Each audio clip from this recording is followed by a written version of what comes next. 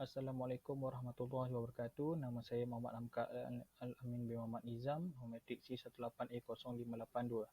Okay, hari ini saya ingin membentangkan projek pendidikan 1, iaitu kajian reka bentuk pembahagi ruang di ruangan solat wanita di Masjid Gereja Tengku Ampuan Jemaah di Bukit Jelutong, Shah Alam.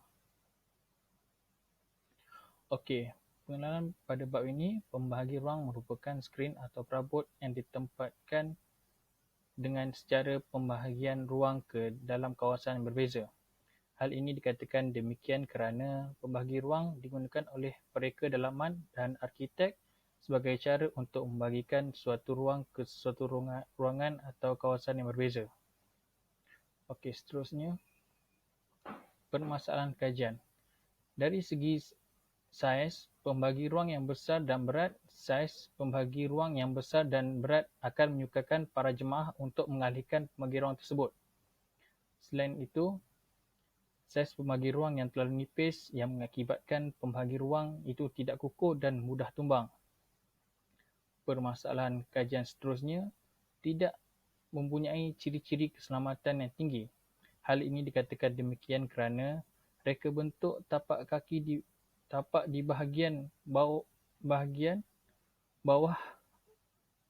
pembahagi ruang terlalu menonjol ke hadapan menyebabkan risiko kecederaan pada para jemaah. Seterusnya, di sini dilihat beberapa contoh pembahagi ruang yang sedia ada.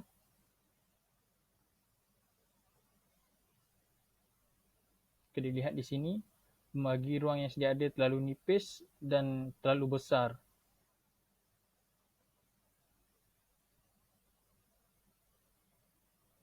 Seterusnya, objektif kajian.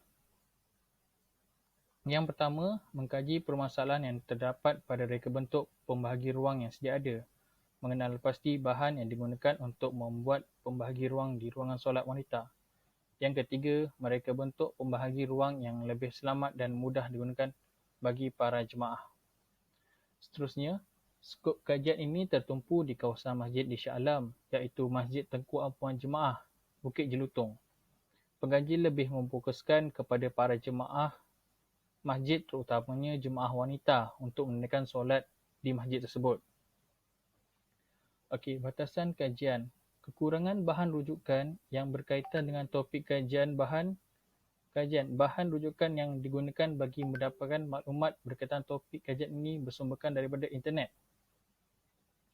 Penularan wabak COVID-19 yang menular menyebabkan kerjasama antara responden secara bersemuka sedikit terbatas. Seterusnya, kajian literatur.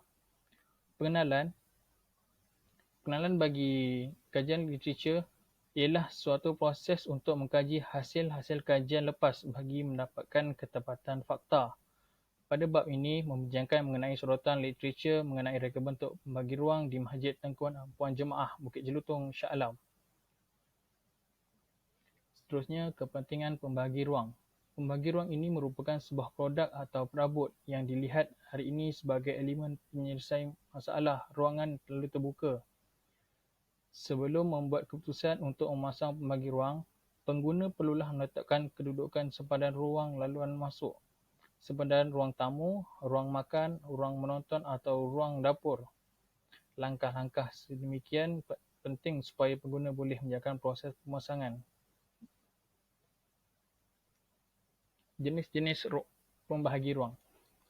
Yang pertama, pembahagi ruang jenis bata. Pembahagi ruang bata biasanya didefinisikan sebagai pembahagi ruang yang tetap dan boleh tahan selama umur bangunan.